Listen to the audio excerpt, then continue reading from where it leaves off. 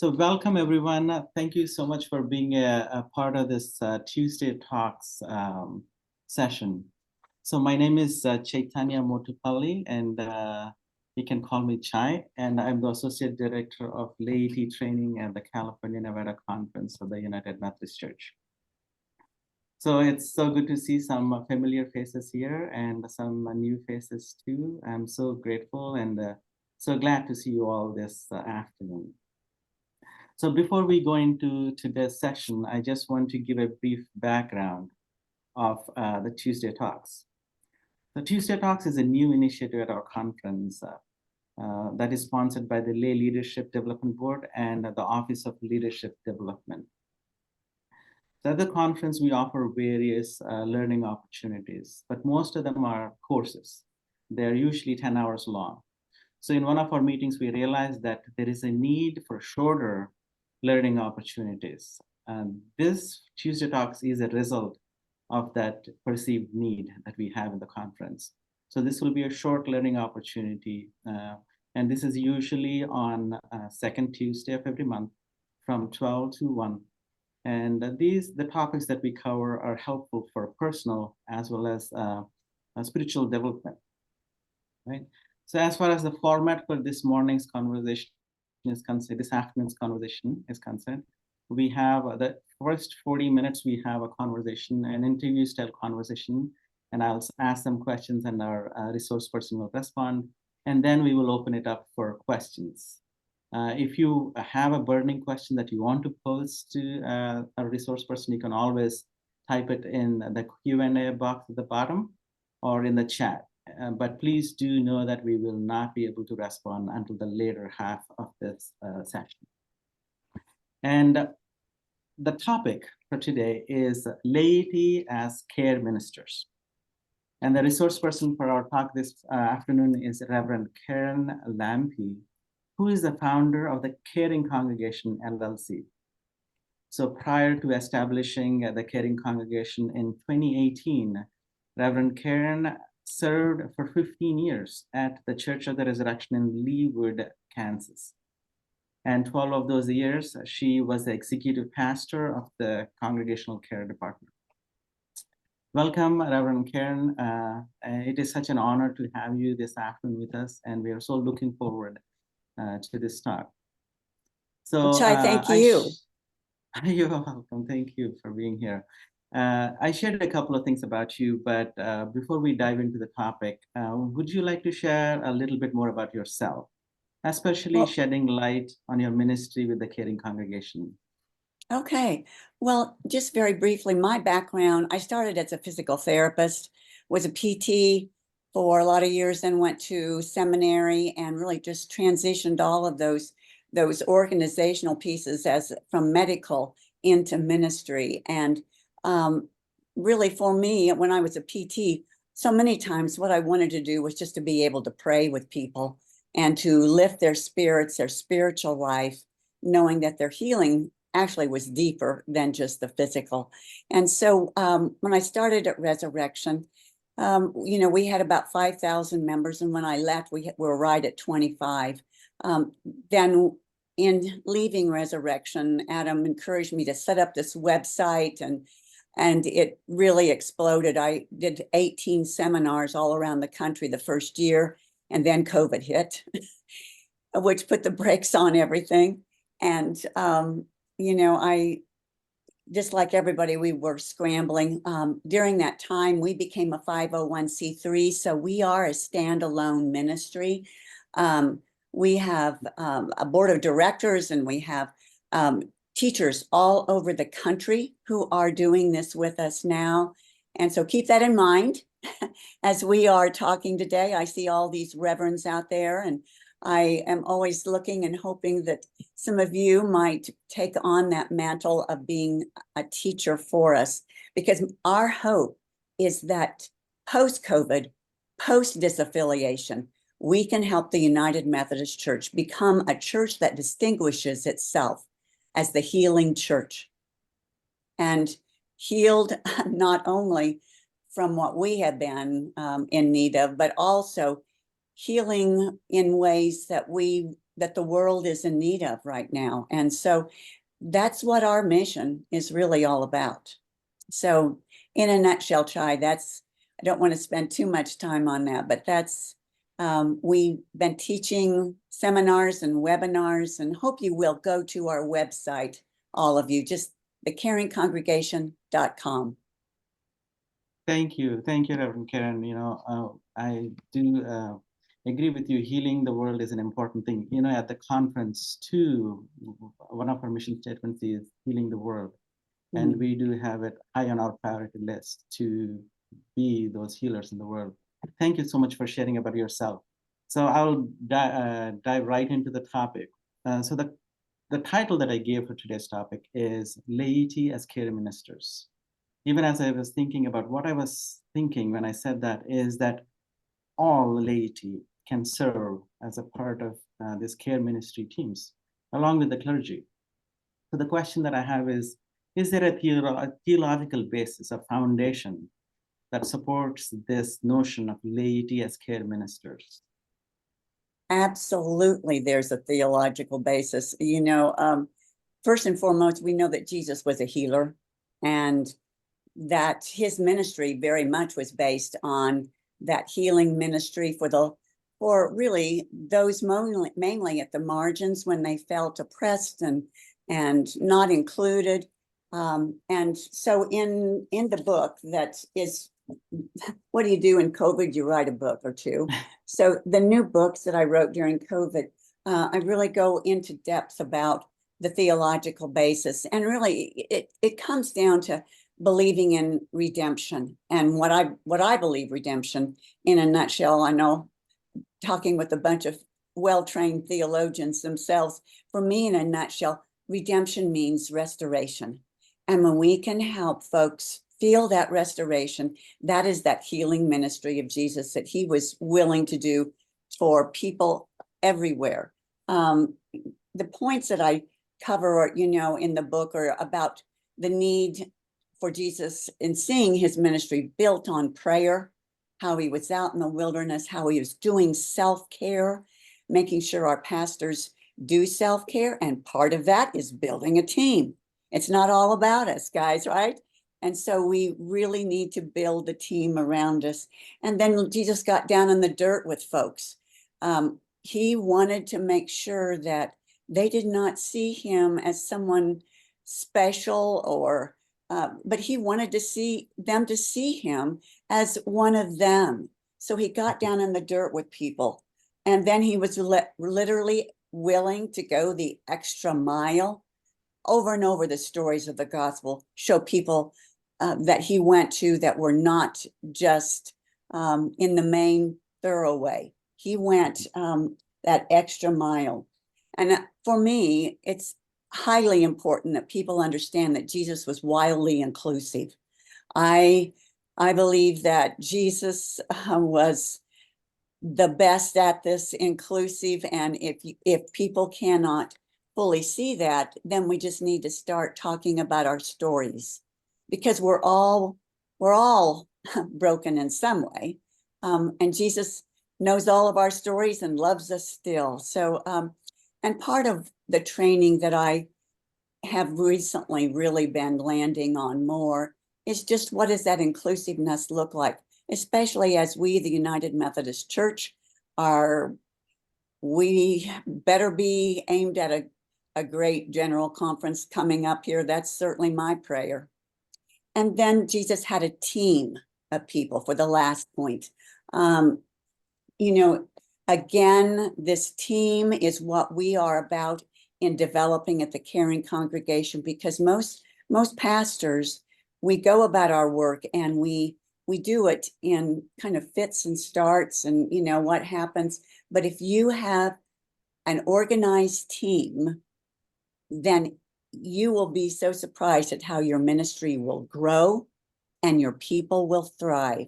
I see Pastor Lee there from Sparks UMC, and I remember you coming, Lee, years ago to a conference that was at Resurrection. And I remember during the Q&A, you got up and said something like, this was the training that we all needed in seminary. And And I still truly believe that this is the practical conversation and the training that we as pastors all need. Mhm. Yeah, Thank you. I just Go say ahead, amen please. to that. And just one big biblical point. Remember when Jesus sent out the 70 or the 72 on mission, what did they do? They proclaimed the nearness of the kingdom of God and they healed. Yeah. Yes. Yeah. Absolutely. Absolutely. Thank you. Thank you, Reverend Karen and Reverend Lee. Thank you so much for being here again for this talk, Reverend Lee. So thank you, Karen. Yes. So, I mentioned that one of the points of our vision statement is healing the world. There is a couple of more. One is following Jesus and thriving in communities. Exactly, if you're following Jesus, you want to be one of the what Jesus did is to heal people.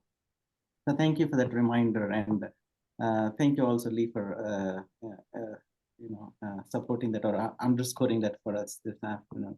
So, Reverend Karen, at the end of your response, you talked about a team. Mhm. I used to work at a church in Berkeley a few years ago, and there we used to have, not we used to, we still have a wonderful congregational care ministries team. And, I think it's a really great model that we have there. We have 6 or 7 CCMs, and they would support the pastor. Mhm. And I really like what you have uplifted there. And actually, in fact, a couple of them are present here today on this in this conversation too. I'm so grateful for them to be here. So the question that I have is, do you have any more examples like that where care ministers have contributed to the overall health of the church or a congregation that you can share with us? Absolutely. One of the key things that we believe in is people development. And once a person becomes a CCM, they're just on the first step of really finding how that God can use their story. Part of our training is we always ask folks, tell us about your story. What is it that perhaps may have been a time of brokenness for you, or perhaps a time when you were really challenged? Because God is going to use that, turn it inside out, and help develop not only you as a caregiver, but it's going to help other people who have the same story. And so that's what we really hope people will do, is embrace their story. And we always ask them, one example of that, and I usually use this as an example in my teaching, is a guy named Tom Langhofer. And Tom came to me years ago. He was, oh my goodness, he was just, he was in the throes of a huge addiction problem. And Tom was a 6-figure executive, and he was relying on his addiction of alcohol to make it through the day. And so he came to me and I said, Tom, I want you to just think about going to some AAs and working with yourself in this way and just keep praying. Well, it took Tom 6 or 7 years until he finally became a congregational care minister, to where he could then take his story and really make the best of it, and helping others with the recovery ministry that we were starting. But then he didn't stop at that. Years went by and I kept working on him, and he then became a licensed local pastor and is now the recovery pastor at Resurrection. And, there's no way I could do what Tom is doing. It takes the people with a story to do a ministry that needs to be done. The same with our LGBT ministry. It takes the people that it's their story to hand them the microphone and to allow them to rise and shine in what they are capable of helping people go through challenging times. And the last little example I would give is from a pastor in, she's actually from New Smyrna Beach in Florida. And we've gone down to Florida and done seminars And now they actually want us to start working with their group of the ordinands who are going through the process to help them get this training that Lee said they should have had in seminary. So we're taking the ordinands through the training now, helping that hopefully to happen in Florida in the next year. But this pastor, this is what she says. She says, the secret sauce of the caring congregation model is ongoing training and discipleship as CCMs serve. In doing so, the CCMs often become the most deeply discipled, emotionally healthy, and spiritually mature members of the congregation. Mhm. And that comes really out of them owning their story and living into that grace and Mhm. just being able to help others get their own healing. Mhm. Yeah, thank you. Thank you for those stories, Reverend Karen. You talked about Tom, who is serving as a pastor. That's an incredible story of redemption and restoration.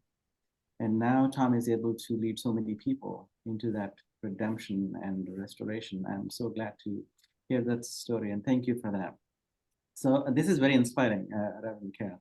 So I'm inspired to be a care minister, for example. How can I become a care? How can I become a care minister? What do I need to do? Could you share some practical ways to do it? Sure. Would you mind if I shared my screen? No, Chai, that be please. okay? Yes, Okay. absolutely. All right. So hopefully I can, I told Chai that my tech skills are always needing more help. That's But great. so just to show you a little bit, our mission is to create a culture of care in this evolving Christian community. And again, I think we all know that we are evolving and hopefully for the better. And our care model is to train church leaders using a team approach, empowering pastors and laity to work together to care for their community. And the services that we offer as the congregational care is this basic training that I'm going to tell you about, and to answer your question, Chai, about how you can become one from these basic ministry training courses or specialized courses for continuing ed. And then, of course, as I talked about before, the secret sauce is that ongoing people development. And what we always hope to do with every church that takes our training is to help them evaluate what they're doing well and what needs to be pruned. And that's something we've really, but here's the basic ministry training. So first of all, we want every person to feel like they can be a part of the care ministry and own their story. And that means sometimes that when you're choosing those folks who you will want to have care ministers, they will not be perfect people. We don't want perfect people. We want people who have had life experiences. And so we go through a process of interviewing and making sure that they have gone through a process of healing. Like when Tom first came to me, he wasn't ready. He was not in a place where he himself had gone through his own healing. And so it took a few years. So you want people to be in a good place where they can really help others. But once they do that and you feel like they are ready, in the book, it really outlines how you go through this process of helping yourselves choose the people who will be on the bus with you. But then you go through a training, and that specialized training looks like this. First of all, there's the theological foundations, and most of these, it's a 10-hour training, guys, just so you know. It's a 10-hour training that is very reasonably priced. But you go through theological foundations. We help people learn how to pray out loud, because sometimes, especially a laity and even some pastors, don't feel comfortable praying out loud. So we go through training for that. We go through in-depth boundaries. See, what did I do? Okay. See, you know who you're dealing with here now, guys.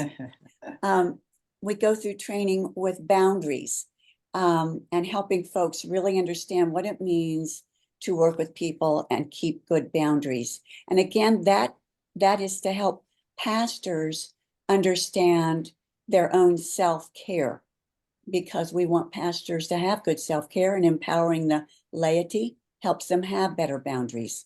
We go through one-on-one care, which is listening and spiritual guidance. And that's an in-depth training of how you sit with someone going through a very challenging time, using your story. Then we go through talking about elder care, senior care, and developing that ministry, but also developing visitation ministries in the hospitals and in homes, and then through death and dying, and that's leading to the darkest valley.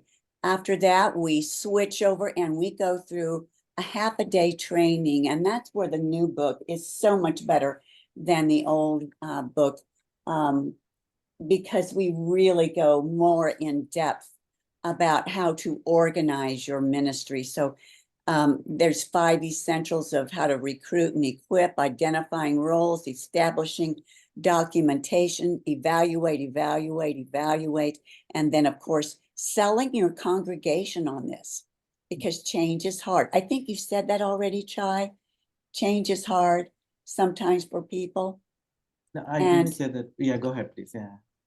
And so this will give you tips of how to help your congregation buy into a system that is not pastor-centric. Because pastors, we come and go. We have to make sure the systems will stay working. And, you know, it's always a joy to me just to go to a church and see that there's a new pastor there, and that the laity have got that pastor in line. And when that pastor came to the church, they will say, here's what we're doing with congregational care and our care ministries. And then the pastor can just take a deep breath and say, teach me, show me how you're doing it. So that's really how you can become one. You become then a certified lay minister. If you are a certified lay minister from taking a CLM course, you then, because the National Discipleship Team, you can become specialized in care from the National Church. So you can put that other certificate on your bulletin board also. Yes. Thank you. This is very helpful, Reverend Karen. So I see that you have started this ministry, and I'm presuming there are other trainings available that are out there. I don't really know, but what is so distinct about your training? Is there anything that you can uplift for us? Sure. Our training, compared to the way others, first of all, is the price point.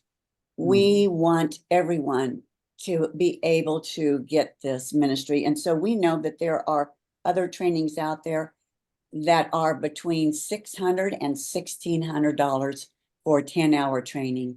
And ours is $250. I mean, I lift that up because we really want folks to have this training. But most importantly, what is important about this training is that it links arms with the pastor. Whereas other training, what they are training the group to do is become, in a sense, almost a silo that functions within the church without really answering to the pastor or letting the pastor know what's going on. Ours is not that. We want the pastor to really know what's going on,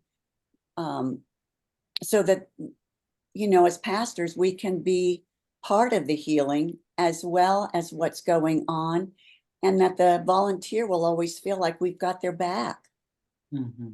So that's really the key ways that we distinguish ourselves.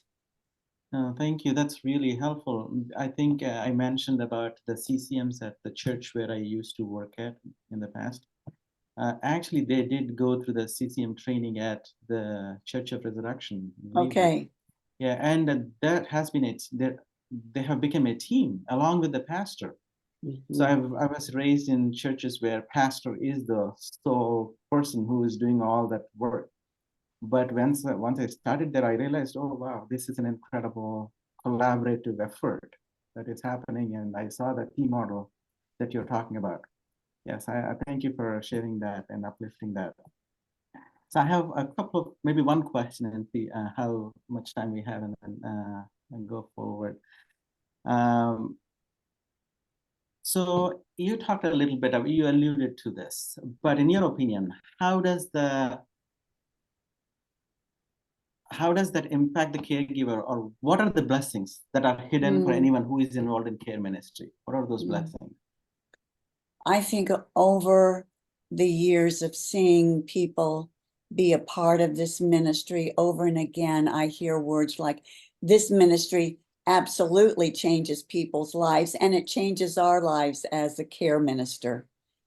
And the deepening of faith as they have the experiences of healing with people, it is an astounding thing to give yourself that opportunity to be at the bedside with someone who is going to move on to eternity.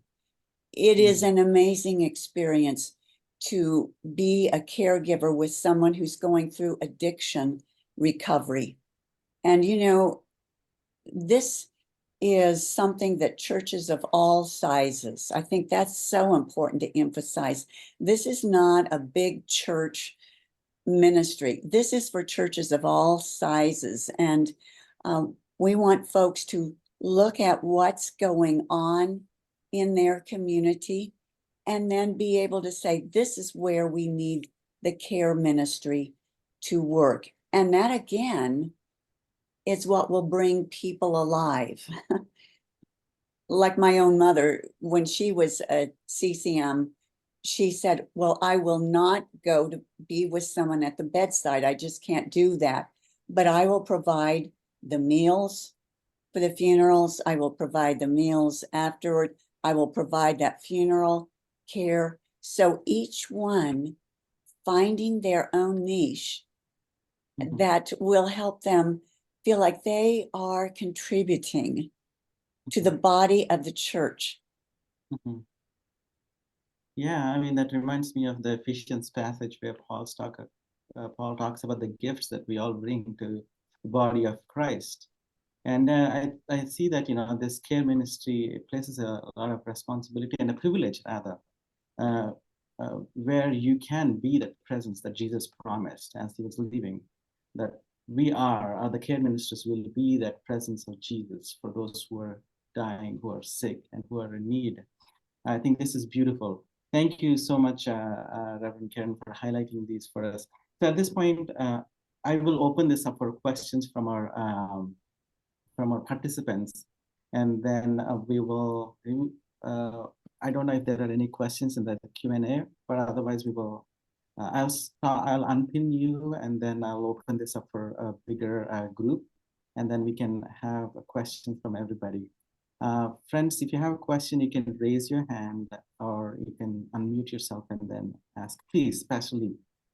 Hey, Karen, would you just say a few words about your upcoming workshop or seminar at Los Altos United Methodist Church?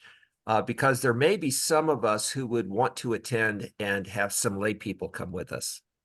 Yes, this is an incredible opportunity that Los Altos is offering folks.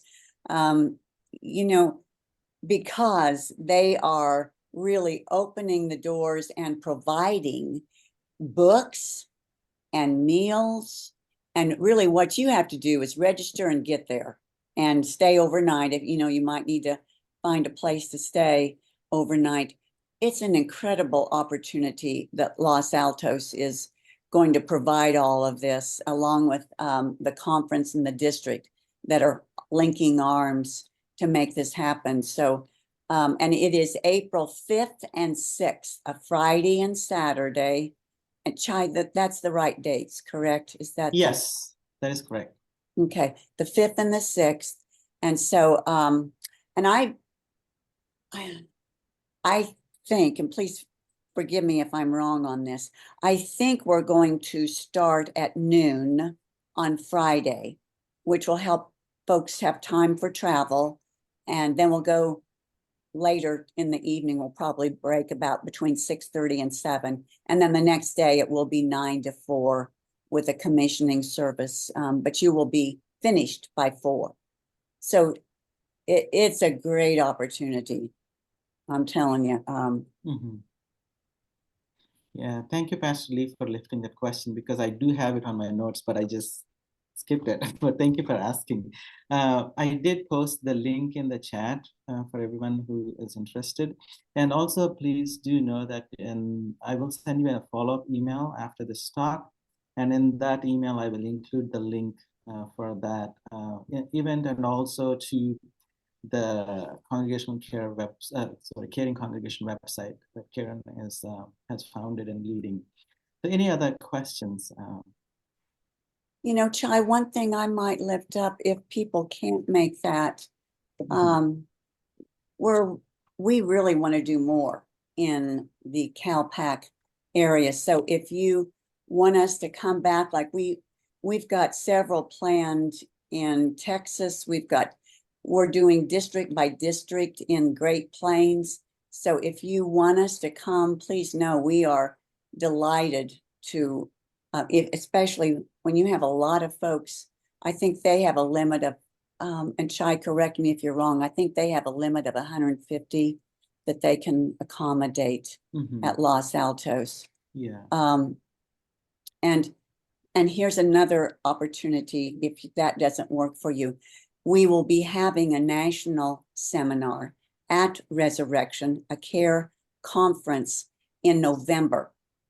And that is not on the website yet, but we will be offering that. We just solidified those dates with Resurrection this past week. So I could tell you, I think it's the 13th and 14th, but I would also just say, it will be on the website. Okay. Yeah, so somebody asked a question, and that question has been answered already. The cost of the conference, of the seminar at Los Altos is covered by the church through various funding sources. So it is free. Thank you, Sandy, for mentioning that. So yes, please, if you're interested, please check out that link and, in the email or in the chat.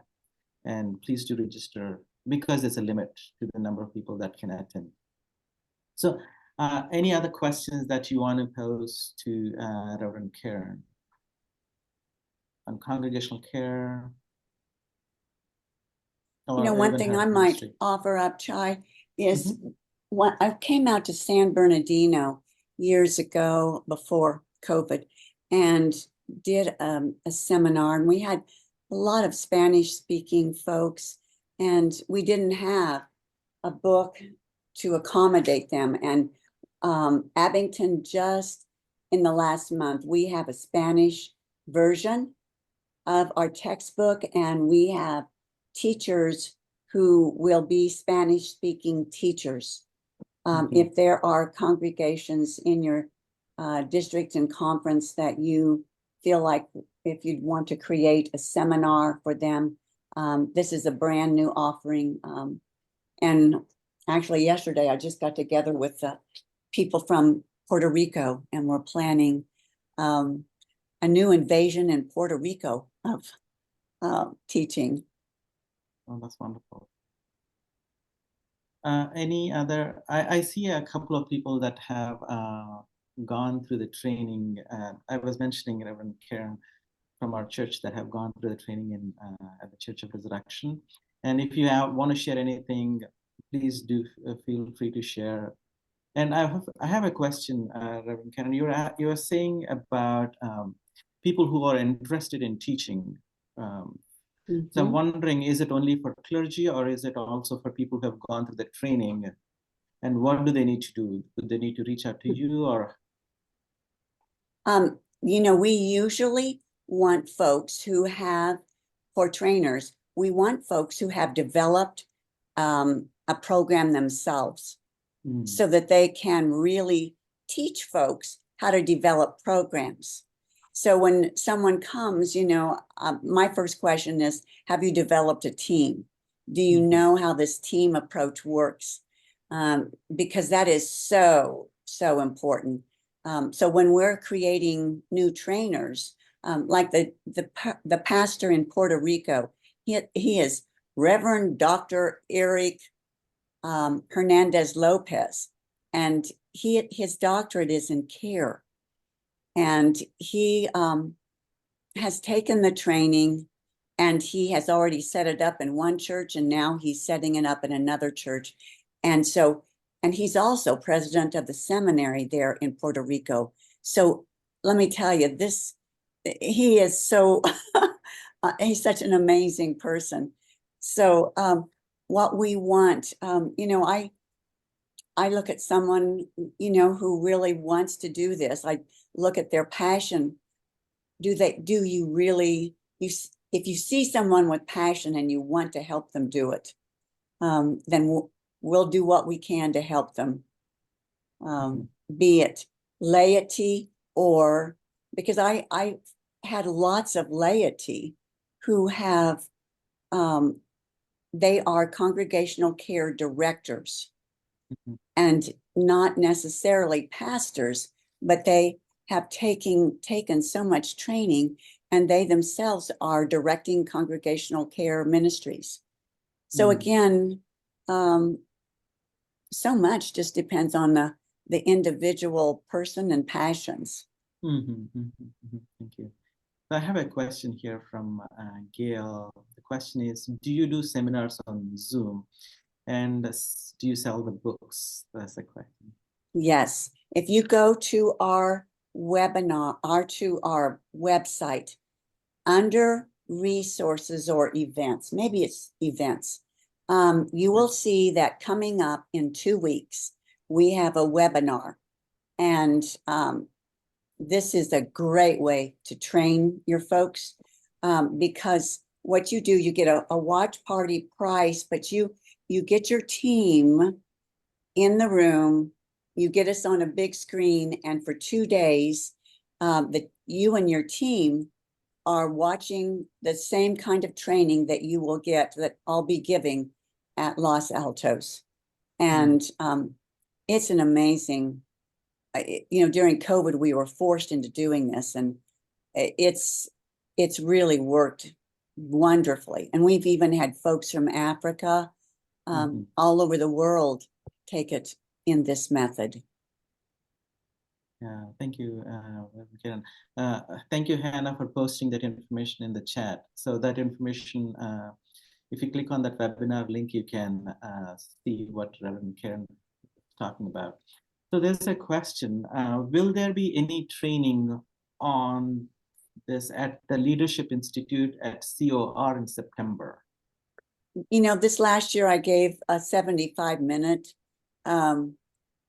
gave it my best swing, and I hope that I energized people, but this is not the full enchilada. And there's so much on the agenda for Leadership Institute that there's really not any way we can do the training at Leadership. And really, at Leadership, they want you to be involved with all the plenaries and the special speakers.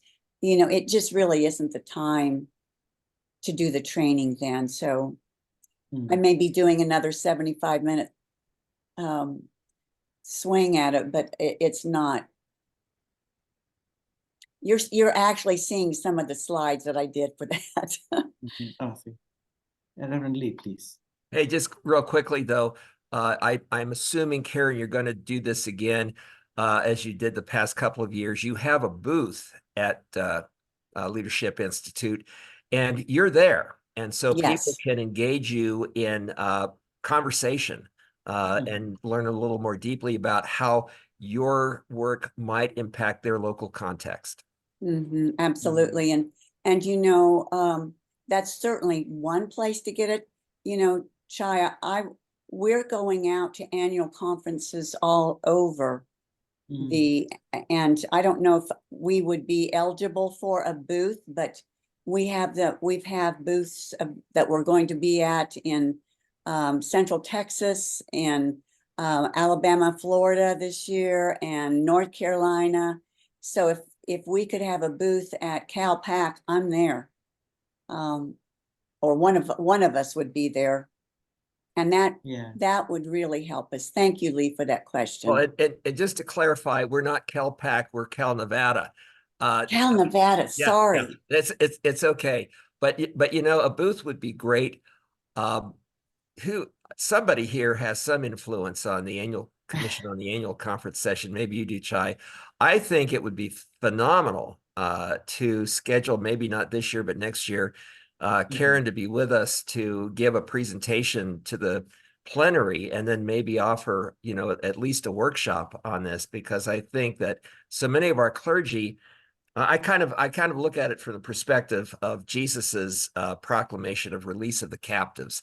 I think pastors that I know, including myself, are captive to the expectation of personal pastoral care on the part of the pastor. Right. And I think also release of the captives is part laity as well, because the laity have the gifts to do this. Right. And somehow we're not breaking through with that understanding. And I think Karen's presence at an annual conference session could be huge. Well, thank you, Lee. Just on that, Bishop Signs from just asked if I would come doing a keynote. And so whatever you need, we'd be glad to accommodate. Yeah, thank you. So I have a question here. When and where and who can we contact to host a seminar? Where and who again, Chai? Say it again. Where and who we need to contact to host a seminar? Well, that would be me, or if you go on our website, down at the home page at the bottom of the home. I'm sorry. That's no. Okay. I muted somebody. Okay. Oh, okay. So if you go on the home page at the bottom of our website, the home page, you will see a place to send us a message. And so many times that's where that conversation begins. You just type in the message and it actually goes to me and one of my Mary Haynes, who is our tech genius. And she and I receive the email and then we begin the conversation. Okay, thank you, Karen. Yes, Susan Cobb.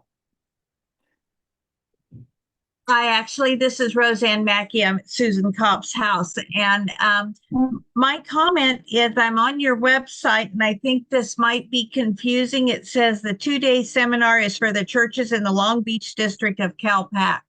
And so that sounds kind of like it's a private seminar. So okay.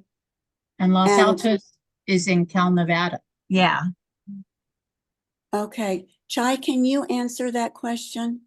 So yeah, so you're looking at the link on the Caring Congregation website?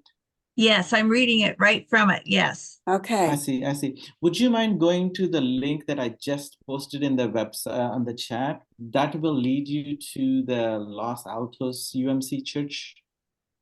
Okay, but my point was on the Caring Congregation website, yes. It has this verbiage, so I'm letting her know. Yes, no, thank you, Suzanne. And so I'll talk with Reverend Park to see how we should better state that. Thank you so much for that awareness, because I was not aware. Yeah, I'm. Thank you, Suzanne. I just need, I have not gone to that website yet, so I'm just checking too. Yeah, Any look other- at that.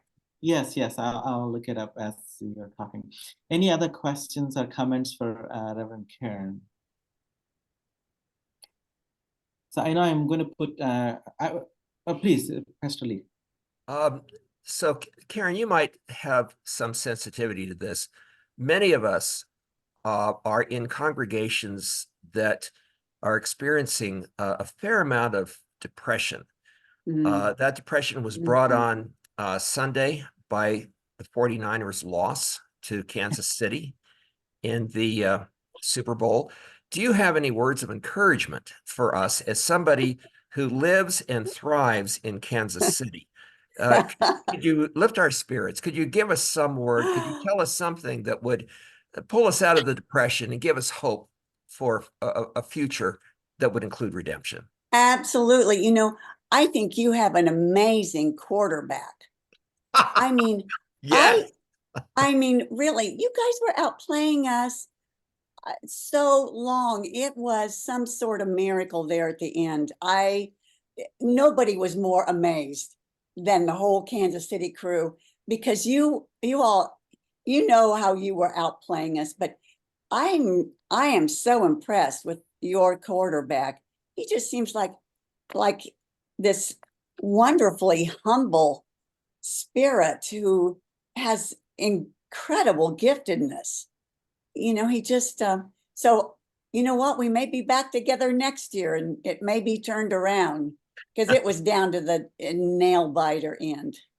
Thanks a lot, Lee. No, that is a great question and a great response. I really thoroughly enjoyed both. Thank Yes, you. Sharon. Well, I just wanted to tell you that after every football game, Purdy leads both teams, those who want to join in prayer. You know, you could almost sense it. Yeah. I mean, he just seemed like he had this really sweet spirit about him. That's quite interesting. Do you know his theology? Just curious. Oh, I don't know what it is, but you know, Okay. I'm close to San Francisco because I live in Marin County. So Okay. we Yeah, you Thank know, you. Yeah. So just to go back to what Roseanne was pointing out, around Karen, yes, your website does have the information for this event wrongly specified, meaning at least the conference name is not correct. So I think that needs to be edited, I feel. I can mention it. I can send an email to you so that you can have it fixed. oh Thank you, my Roseanne, goodness. for mentioning Thank that. you so much. Yes, that's good. So I have I know I'm putting Greg and Karen on the spot. So I know both of them have gone to your Church of Resurrection CCM training, and there are actually, Reverend Karen, we have other couple of CLMs that have gone through the training, and they Okay, have gotten the certificate from your good. organization as a specialization, right? So, Greg and Karen, would you like to shed some light on the teamwork that happens at BMU in terms of congregational care ministry?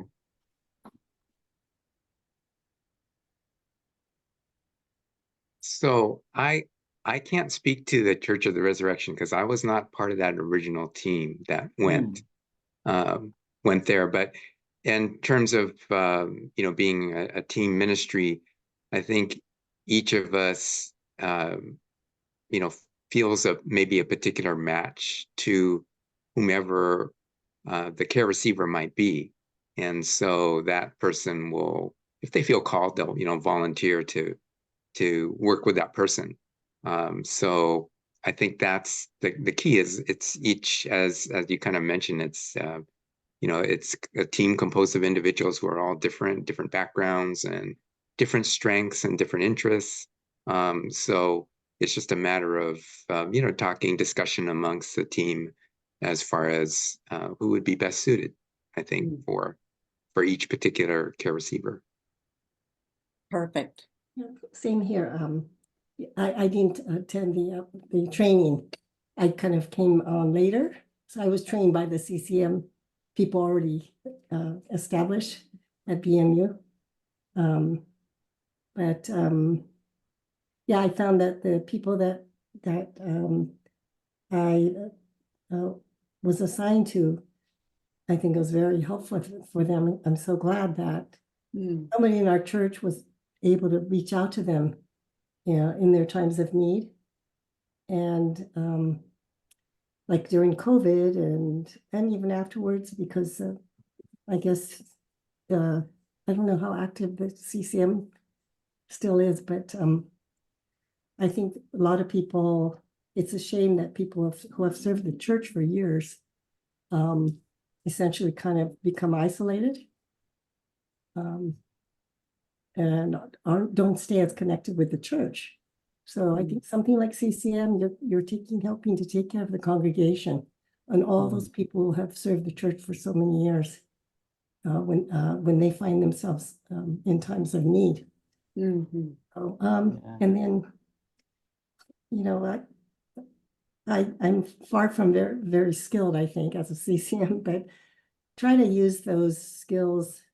I think we forget there are a lot of people who are going through hard times, especially post-COVID, but they're not necessarily Christian. And so to try to be there for those people, friends that I know who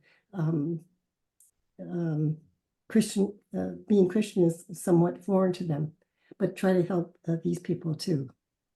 Yeah, So absolutely. true, Karen. So true. I mean, that to me is this Jesus spirit, right there. Yeah, So absolutely. somehow indirectly, because I think people get, if you start doing praying or it's so foreign to them, and so kind of indirectly trying to bring them to God and Jesus. Yeah, thank you. Somebody, Sandy mentioned congregational care as evangelism. I'll read one question and then I'll go to Pastor Lee. So this is a question for Deb, Reverend Karen. With the recent sharing, with what Greg and Karen has shared, there is a similarity between what they have shared and Stephen ministry. So the question for you is, how would you distinguish between a caring congregation program from Stephen ministry? Great question. Great question. We always say we want to put Stephen ministers on steroids. Stephen ministers, they have great training for that one-on-one care that is such an essential part. Yet their way of assuming the ministry, first of all, it's like they have to have a request for care, whereas we're training people to be more proactive, and we're training them. If you're a CCM, say, and you are just as the other Karen was saying, if you see someone who is, in the background, or they are not, they are part of what you might call the oppressed and marginalized. Those are the folks that a CCM will naturally gravitate to, and you are given authority with the training to help people see themselves as a member of a community.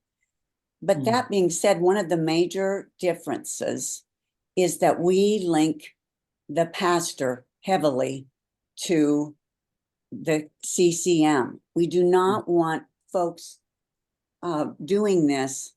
Our confidentiality standards are just different. At least that's what we hear all over the country as we're training folks. And again, every church is different. You may have CCM or Stephen ministers who work very closely with your pastor, but that hasn't been my experience with churches. And our program is closely linked to the pastor. Thank you. That's really helpful.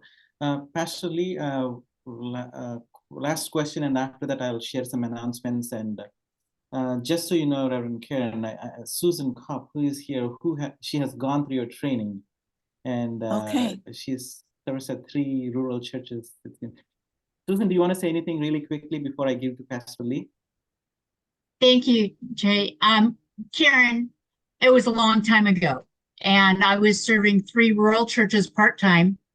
They were all on Sunday. And when I took your training, got the book, took the training from you, it was a great blessing, not only in setting the boundaries, because 3 different communities, 3 different congregations, seeing them all on Sunday, one right after the other, and then trying to figure out how to do this ministry in conjunction with that, because it was desperately needed.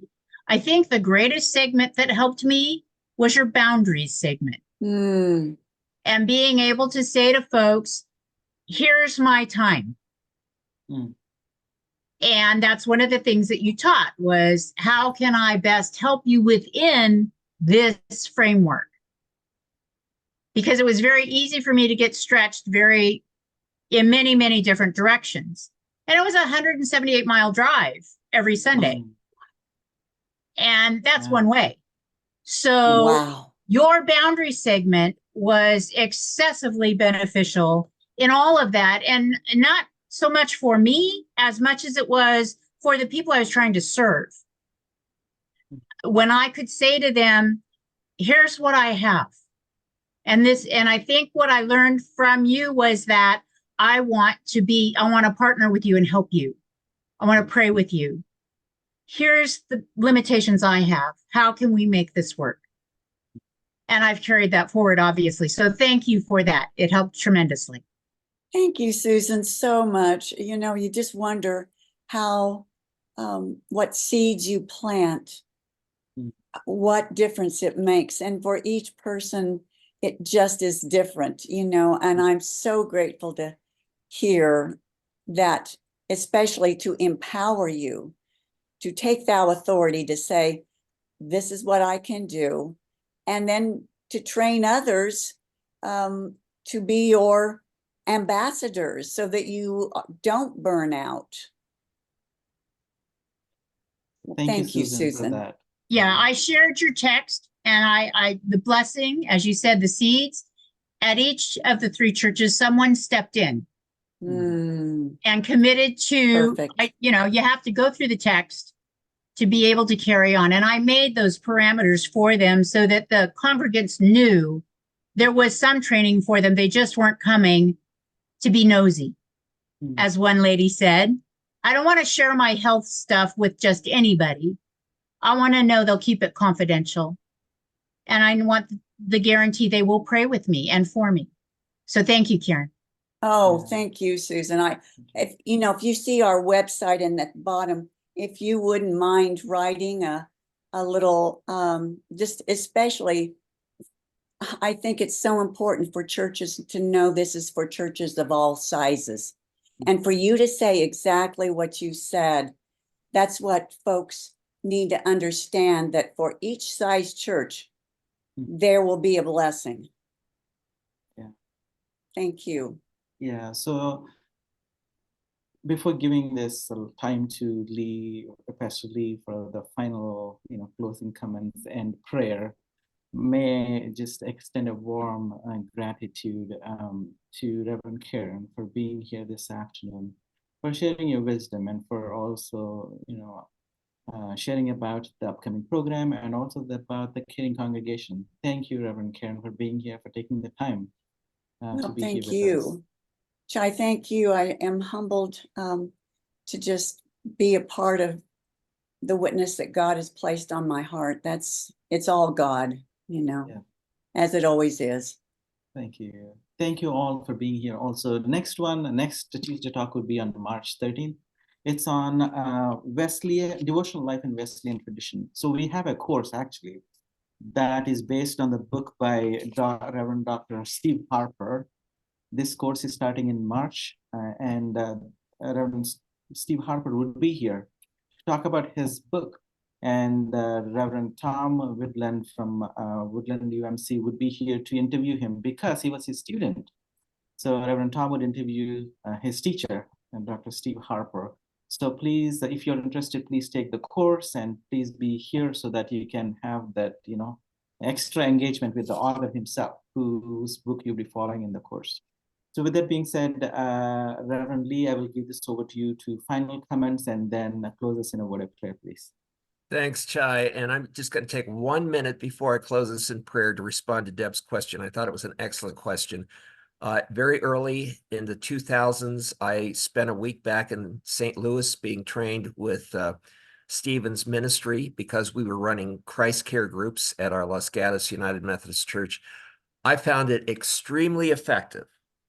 I also found it extremely exhausting because of the voluminous training that continued throughout that period for all the Stephen's ministers. When I went to Napa, I took 5 laity with me to the Caring Congregation seminar. I came back, and the rest of my time in Napa was only taken by a meeting every 2 weeks with the Congregational Care Ministries to report in on their work with lay people in the church and new folks who needed to be included in our caring circle. As a former engineer, I got to tell you, I found Karen's system to be much more efficient in delivering care than Stephen's ministry. So anyway, that's just my 2 cents. Let's pray.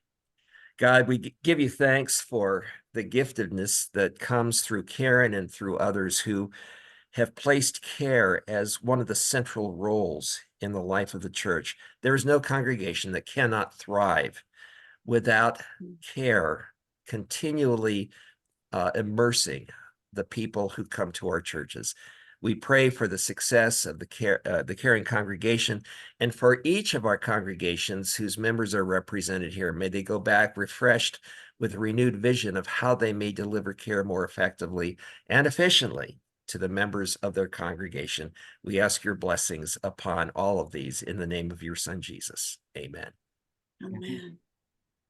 Thank you, everybody. Thank you for being here this afternoon. See you all next month.